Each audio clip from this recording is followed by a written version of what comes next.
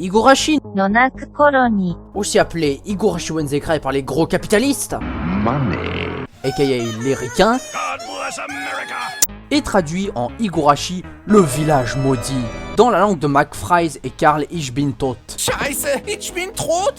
Higurashi, adapté du visual slash sound novel du même nom, dont je vais pas parler ici parce que... Balek. On bat les couilles, frère. Je suis ici pour review en animé, pas un visual novel. Higurashi est un animé de type horreur psychologique slash thriller semi-policier. Je dis semi car à certains moments en quantité très limitée, il y a des petits moments d'enquête. Mais comme ils sont présents de manière très lacunaire, vous pouvez juste dire thriller tout court quoi. D'ailleurs, notez que par souci de simplicité, je vais parler de la version originale de 2006 et non du reboot de 2020 de l'animé.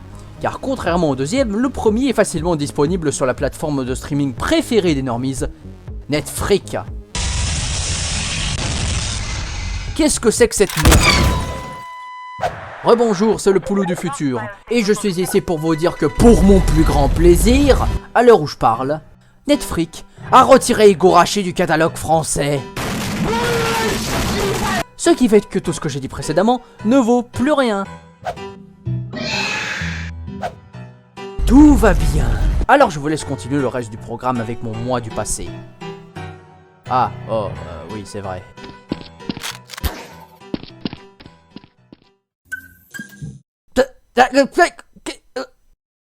Vous savez quoi, fuck it. Juste continuons le programme. Enfin, je suppose.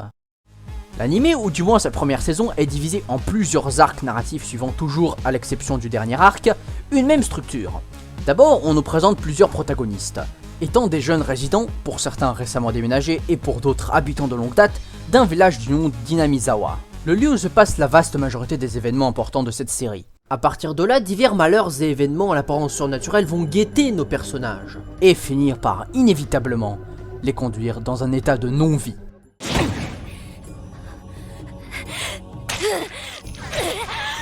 En d'autres termes, ils vont tous mourir. Toutes ces joyeuses machinations vont vous tenir en haleine à l'aide de moments de type thriller et horreur psychologique dynamiquement présentés en synergie avec une intrigue de qualité. Ça, c'est pour la forme très générale de l'anime. Mais on peut aller encore plus dans le détail, parce que le détail c'est dope. Et pour parvenir à cette fin, je vais inventorier les étapes constituant la majorité des arcs, bien sûr sans trop spoiler. Mais bon, si vous teniez vraiment à être une flippette, je veux dire éviter tous les spoilers aussi mineurs qu'ils soient, voici le timecode pour passer cette section. Ainsi, voici le déroulement de l'arc moyen d'Higurashi 101. Étape 1. Les personnages apparaissent d'abord de manière parfaitement normale, apprennent à se connaître, se baladent dans le village et ses alentours, vont à l'école.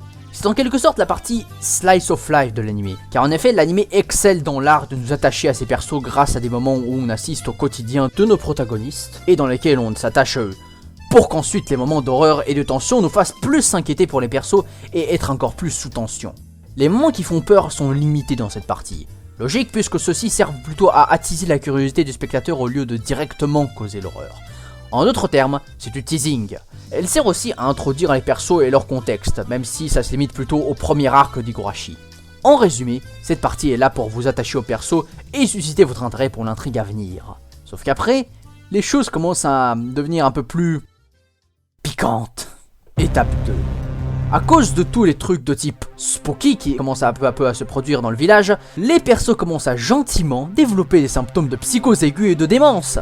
Probablement des effets secondaires d'avoir été exposé plus de 10 secondes à une vidéo de Squeezie de 2011. Yo tout le monde, c'est Squeezie, on se retrouve aujourd'hui pour mon tout premier podcast. Ils commencent en effet à avoir un comportement un peu étrange, erratique par moments. Cette phase se produit vers le milieu de l'arc et est le précurseur direct pour la dernière étape. Étape 3. Les enfers se déchaînent. Certains persos perdent complètement la raison et tentent de faire du mal, et je veux dire beaucoup de mal, aux autres persos.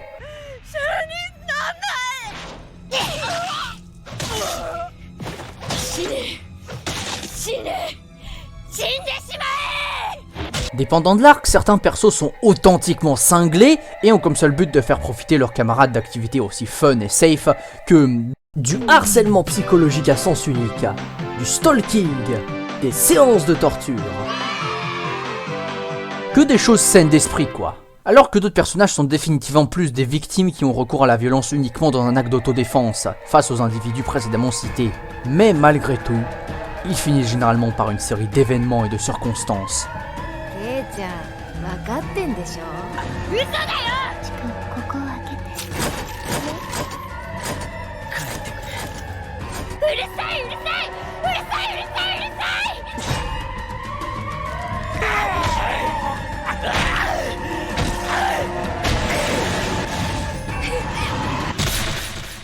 À s'entretuer.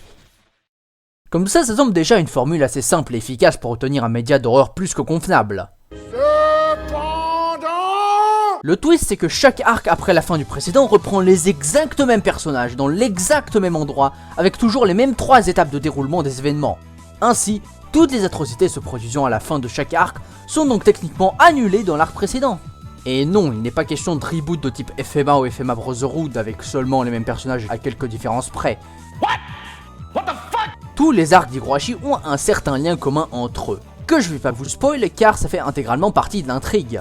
En bref, ne soyez pas confus quand après le premier arc, vous êtes reparti avec les persos parfaitement intacts. Mais bon, peu importe. Maintenant que vous avez compris la forme et l'organisation un peu plus détaillée d'Higurashi, on peut encore plus aller dans le détail, car les détails, c'est extra dope. Mais avant ça, vous devez déjà vous demander qu'est-ce que fout ici Jacksepticeye? Ou quelle est cette loli qui ressemble étrangement à ce JPEG d'un balai à shot qui n'est pas du tout là pour des raisons humoristiques? Eh bien la réponse est les personnages principaux. Et quoi de mieux pour introduire les persos et satisfaire votre addiction chronique au détail que d'explorer le premier arc de l'anime. Transition. Transition. Où est passée la transition? Qui a volé ma transition? C'est toi qui as volé ma transition.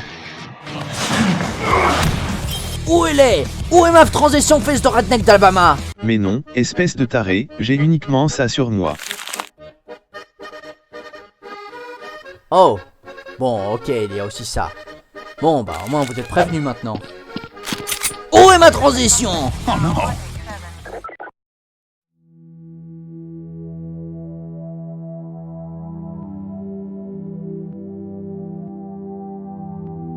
Après un flash forward montrant les personnages en train d'amicalement dévorer une tarte à la framboise Lidl au rayon promotion. Et voilà votre tarte au citron, framboise avec une base biscuit chocolat blanc, noisette. C'est une petite tuerie.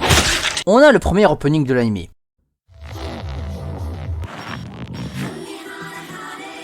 Je vais pas trop m'attarder dessus et je vais juste dire que je le trouve franchement pas mal. Celui-ci capturant bien l'esprit psychédélique et mystérieux de l'anime. Et en même temps en général plutôt bien animé. Mais c'est rien d'exceptionnel quand même. Je mets à cet opening un W pour Wunderbar. Wunderbar. Continuons. Keiichi Maebara est un collégien qui vient de déménager au village d'Inamizawa. Un patelin charmant aux premiers abords. Ainsi Keiichi étant... comment disait le wiki déjà? Ah oui, très sociable et charismatique. Il réussit à rapidement s'adapter à son nouvel entourage et à se faire de nouveaux amis. Par ça je veux dire qu'il s'est littéralement constitué un putain d'harem plus que douteux dès le premier épisode. On découvre par la suite les amis de notre protagoniste. Tout d'abord, Rena Ryuku. Si vous connaissez des DLC, c'est un peu la Saori de service. Bien trop heureuse pour ne pas être sous antidépresseur, un peu tête en l'air, des goûts vestimentaires douteux. Et un état psychologique parfaitement normal.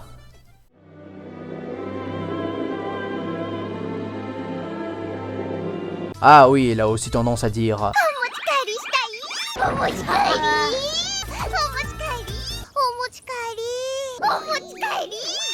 Mion Sonozaki, appartenant à une riche et puissante famille du village, ce qui plus tard aura son importance pour l'intrigue, et étant la déléguée de la seule classe de la seule école du village, et en général la leader la plus âgée de ce petit groupe d'amis. Et bah, c'est tout ce que j'ai à dire en fait. À part peut-être le fait que ses cheveux verts sont bel et bien naturels. En effet, on apprend plus tard qu'elle est de toute évidence née avec cette couleur de cheveux. Mon explication? Le Seigneur en personne, dans une intervention divine, la chargea de la mission divine de faire des let's play sur les jeux Newgrounds. What you just said is one of the most insanely idiotic things I have ever heard. Ah oui, elle semble aussi perpétuellement avoir sur elle un holster avec un Beretta M92, ou toute autre chose qui est censée représenter ce truc. Et je suis même pas le seul à l'avoir remarqué. Et pour finir, Rika Furude et Satoko Hojo. les deux lolis de service. Car oui, en effet, précédemment quand je disais un harem douteux, par harem je voulais dire que quasi tous les persos principaux sont des filles, et par douteux, je veux dire que deux ne sont même pas en âge d'être associés à ce terme. Donc pour les résumer, bah l'une a tendance à faire...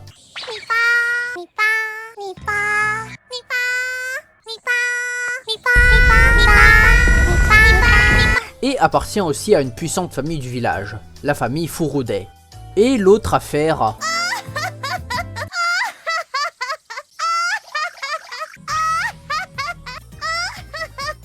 et a comme passion de poser des pièges pour ses camarades.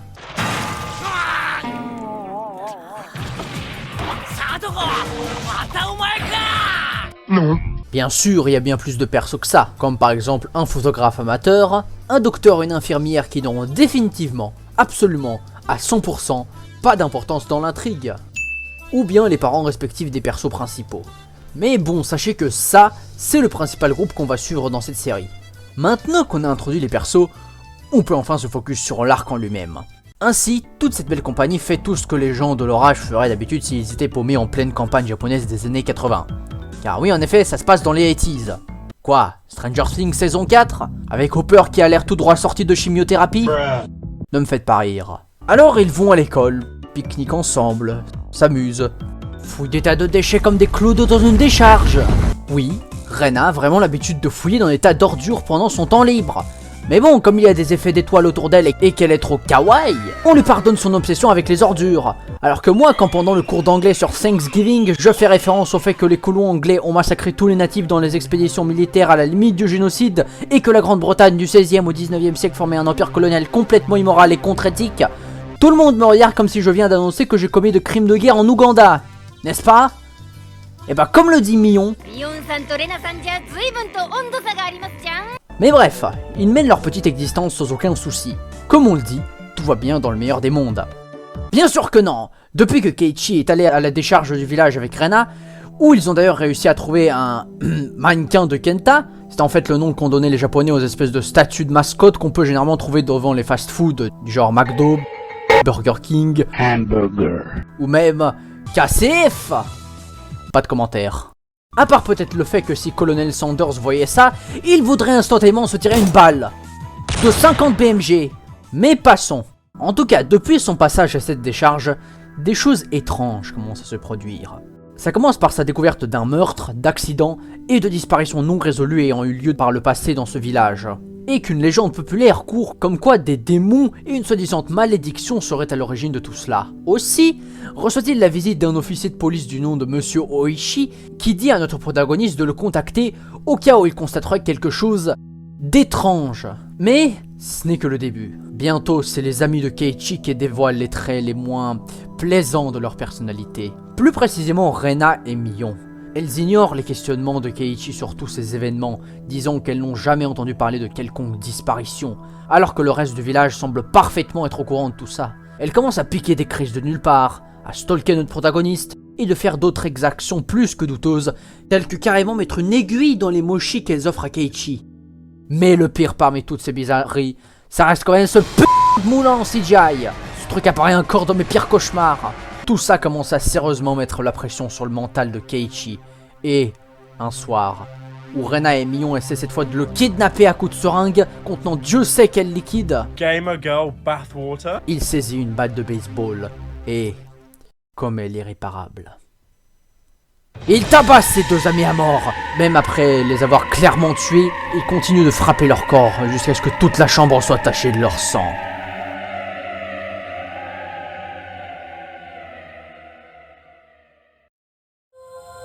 And by the way, this is just what happens. En un seul fucking arc.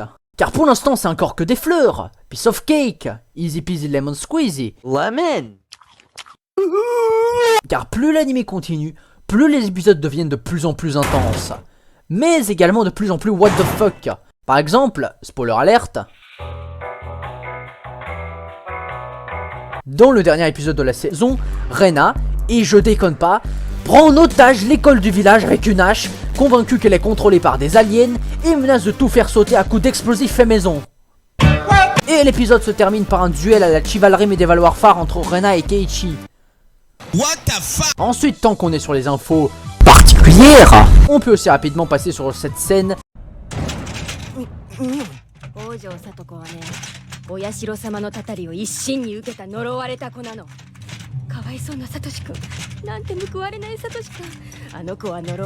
Ah oui, au passage, elle est censée faire peur. Enfin, c'est le cas si vous êtes une échelle, car Mion a l'air de sexuellement agresser cette pauvre échelle avec ce plan. Dans le système judiciaire, les crimes sexuels sont considérés comme particulièrement monstrueux.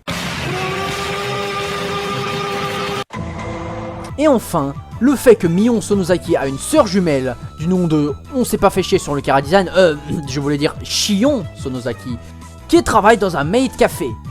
Un maid café, le lieu de rassemblement favori des weeboo pour rappel. Avec tout ce que je viens de dire, c'est à se dire comment c'est possible de prendre cet animé au sérieux, non? Eh bien, vu le temps qu'il reste à cette vidéo, la réponse est... Oh que oui, vous pouvez et vous allez prendre Higurashi au sérieux.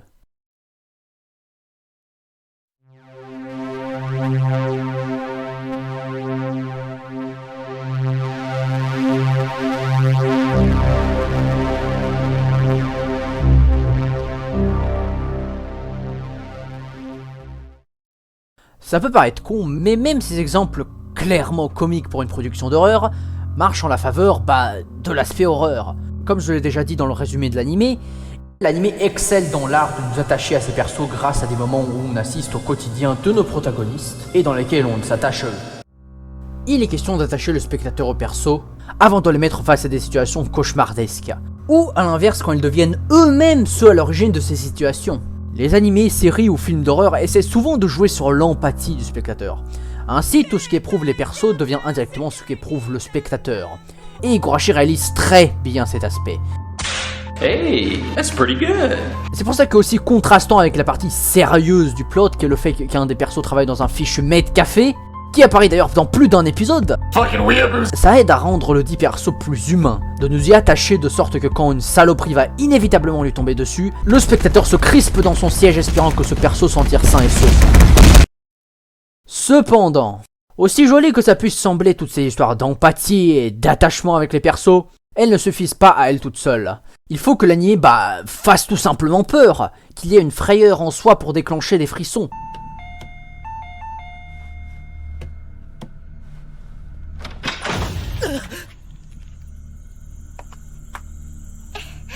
Coucou, tu veux voir ma collection de timbres? Du coup, est-ce que Higurashi peut proposer une authentique frayeur?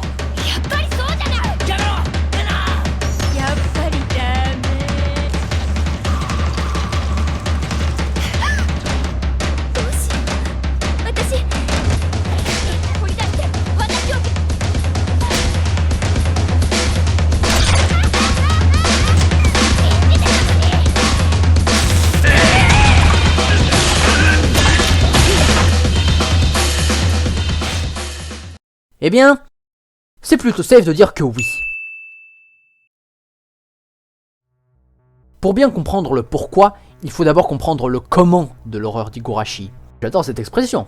À travers la longue histoire de l'art de se faire volontairement soi-même caca culotte, et j'adore aussi cette expression. Beaucoup de genres bien distincts d'horreur avec leurs propres tropes et gimmicks ont été inventés, étendus et perfectionnés avec un relatif succès. On a les slashers, les survival horror, les fan footage, les films d'horreur sci-fi, et etc. Chaque genre va engendrer sa peur bien spécifique.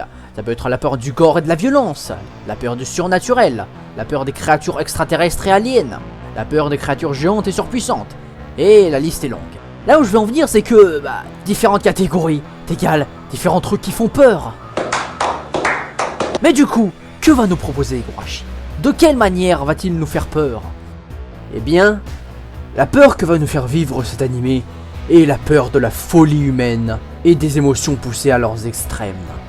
Peu importe combien de litres de sang les animateurs sont obligés de dessiner, peu importe combien de morts Dead Meat devra énumérer, ce qui fait les frayeurs dans Higurashi, ce sont simplement les personnages et leur descente dans la folie au fur et à mesure des arcs. Laissez-moi illustrer ça. Pendant certains moments de frayeur les plus prolifiques, les expressions faciales des personnages sont volontairement rendues grotesques d'une certaine manière. Ça donne l'impression que leurs visages sont déformés par la rage et la folie. Ce qui fait que même la scène de l'échelle peut faire peur si vous la prenez suffisamment au premier degré, en quelque sorte. Dans d'autres cas, Higurashi fait l'inverse. Pour ces fois-là, il s'agit d'expressions anormalement calmes, dévisageant la caméra à l'aide d'un regard de fou, trahissant quelque chose d'infiniment sombre et malsain, avec plein de zooms pour rendre la chose encore plus dramatique.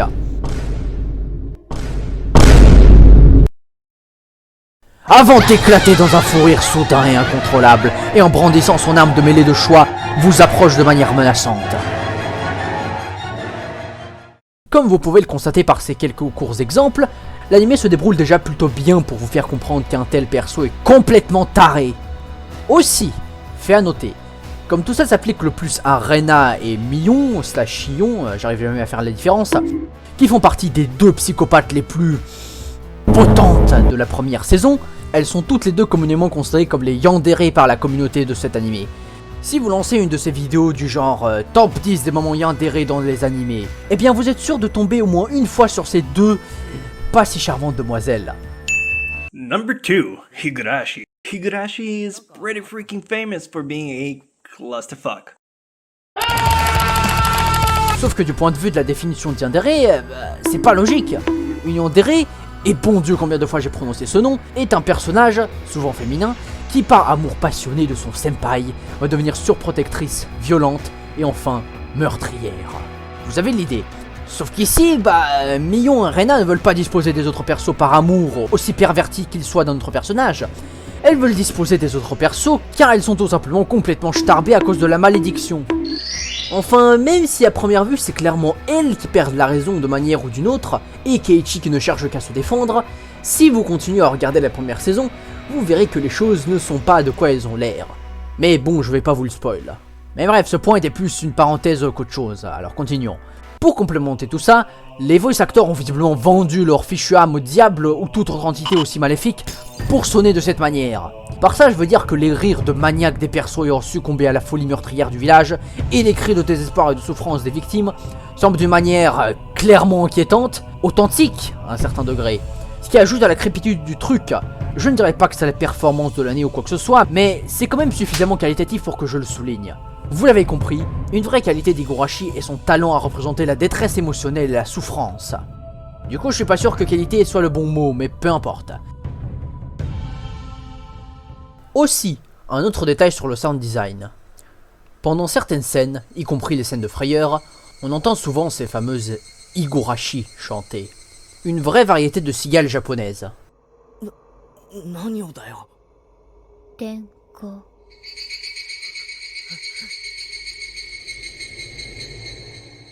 D'où le nom Higurashi Wenzei-Cry, quand les cigales pleurent ou chantent.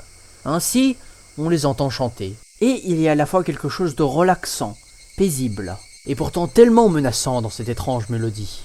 Ce qui n'est pas tout à fait infondé puisque comme c'est dit dans l'anime,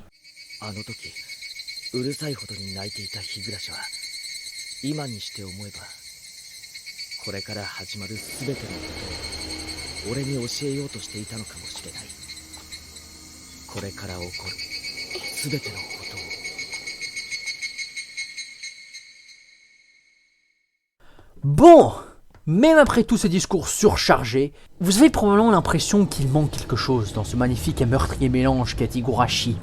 Eh bien, ce qui manque est assez ironiquement le gore et le sang.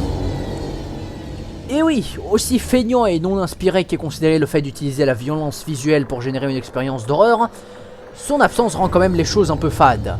Même les plus grands classiques de l'horreur psychologique l'emploient sous une forme ou une autre.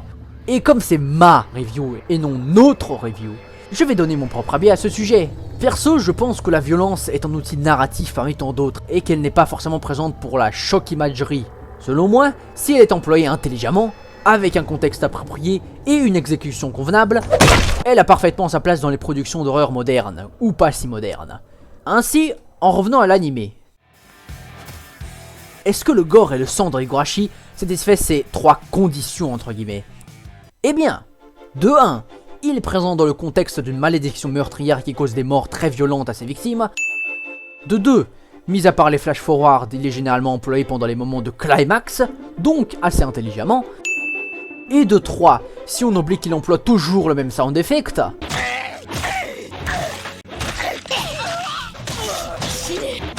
il est plutôt convaincant dans son exécution.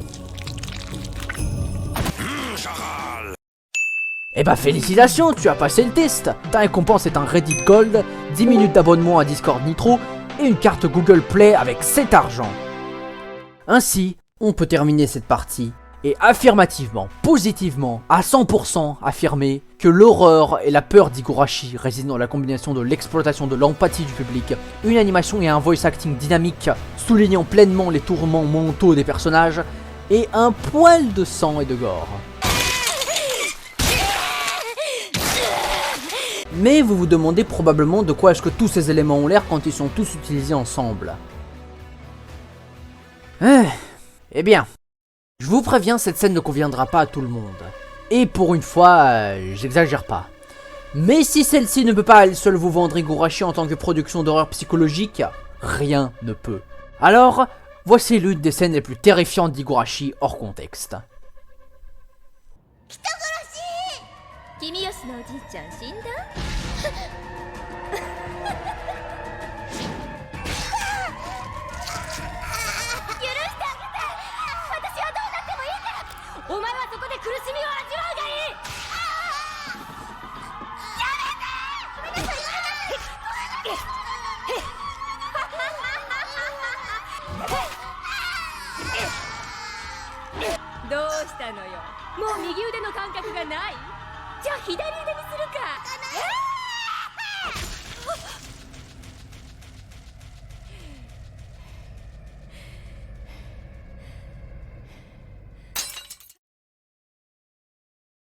Je crois que je vais me payer quelques séances de thérapie.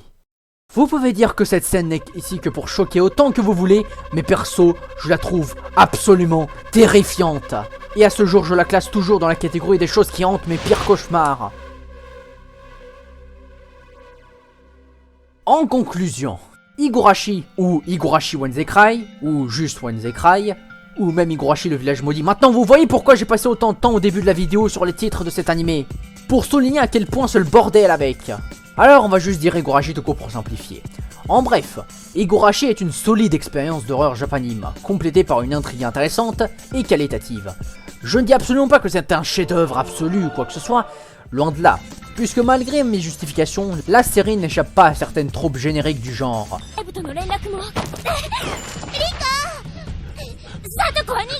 Et souffre de certains problèmes structurels plus ou moins récurrents, tels que, pour n'en citer qu'un, les flash-forward qui spoilent littéralement les moments de frayeur.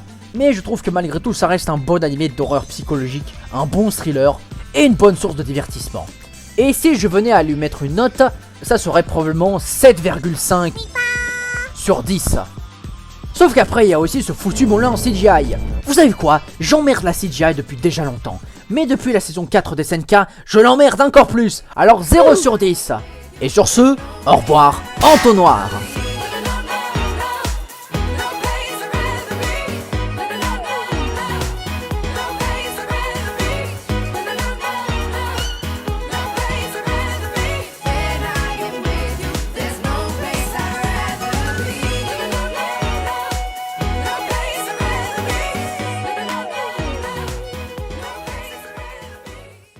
Vous savez quoi, peut-être que je suis un peu trop dur à juger le visual novel aussi vite.